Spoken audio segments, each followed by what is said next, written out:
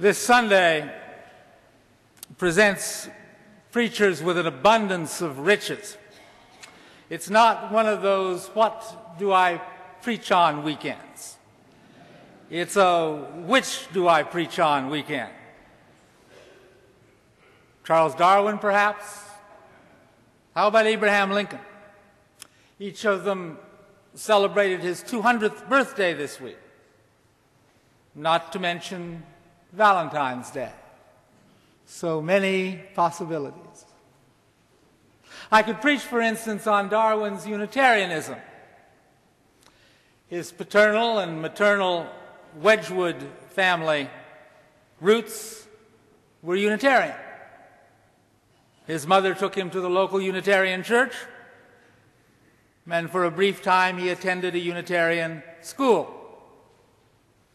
Drop by the little Unitarian church in Shrewsbury, England, and you will find a memorial plaque boasting him as, quote, "a member and constant worshiper in this church." Darwin, sad to say, was actually not a Unitarian, but that's just a minor detail. He was certainly Unitarian-esque. It would have been a great sermon, don't you think? We all would have been mighty proud of ourselves after it. As for Lincoln, I've been immersed in a Lincoln study for the past 4 years.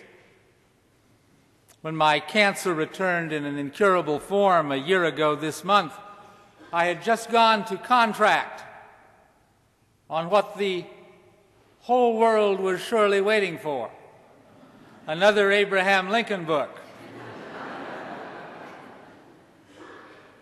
Deciding that I could productively work on only one deadline at a time, I abandoned that project.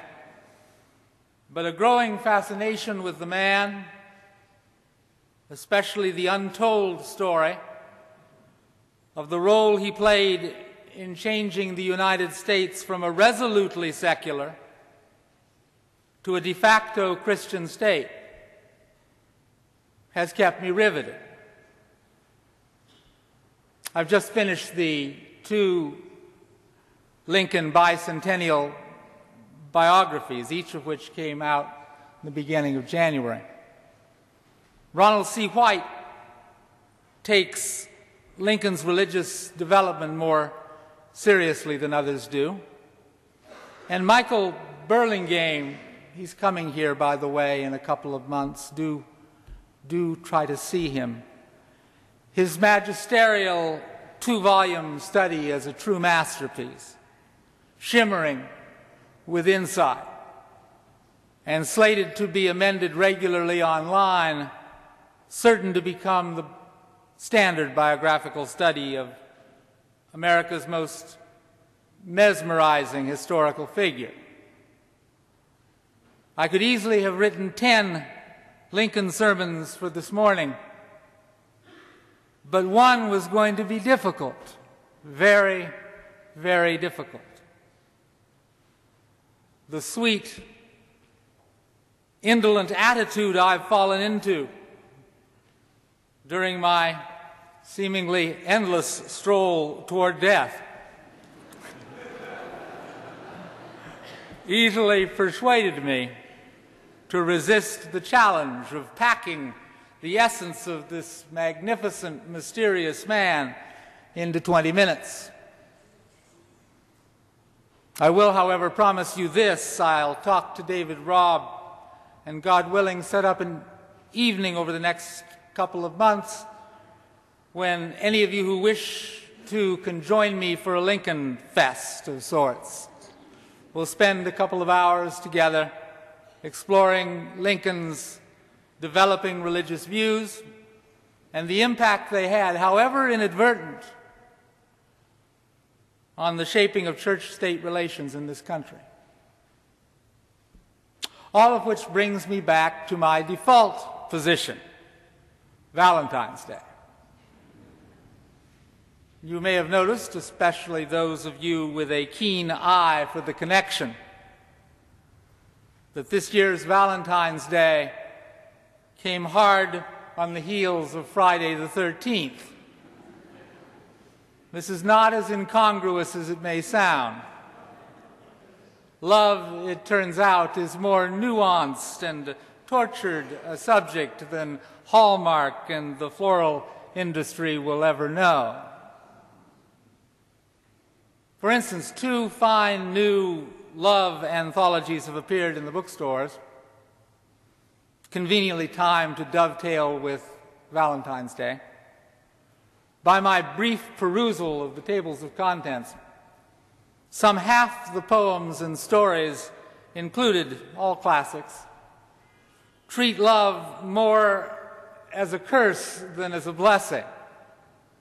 In one familiar variation, triggered by the irresistible force of incandescent attraction, the hapless protagonist succumbs to love's illness, and then his heart thrown wide open and unprotected, wakes up one morning to find it broken in a million pieces. 2 or 3 such experiences, and we tend, prudently some might say, to armor our hearts. Not just young lovers, but husbands and wives as well. Protected to a fare thee well, our hearts petrify. Invulnerable to love's blessing, as well as to its seductive curse, we live safer, less tormented, more meaningless lives. These tales are true, by the way, as true as death. But they only tell a part of love's unending story. For the same power that destroys with such potent force, shadowing our lives, breaking our hearts, also saves. Speaking with but a touch of poetic exaggeration, love, in fact, may be all that saves us in the end.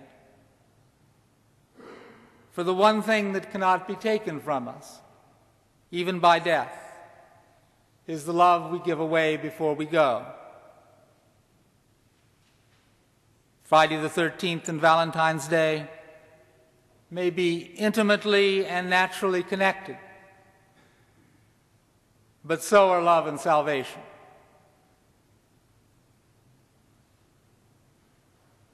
Perhaps because I'm dying in such a public manner, people ask me ever more frequently, what happens after we die? After gently reminding them that I don't know yet, I do find myself speculating out loud on the possible nature of eternity. Not a length of time, I believe, but depth in time. A portal through which we enter paradise.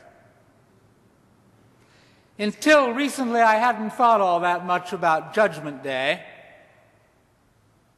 I still don't have the faintest idea what happens to us after we die. It can't be any stranger than this. But I do now believe in the day or days of judgment. Before we die, at least, we are certainly judged, and we judge ourselves. When we do, we stand before the tribunal of love.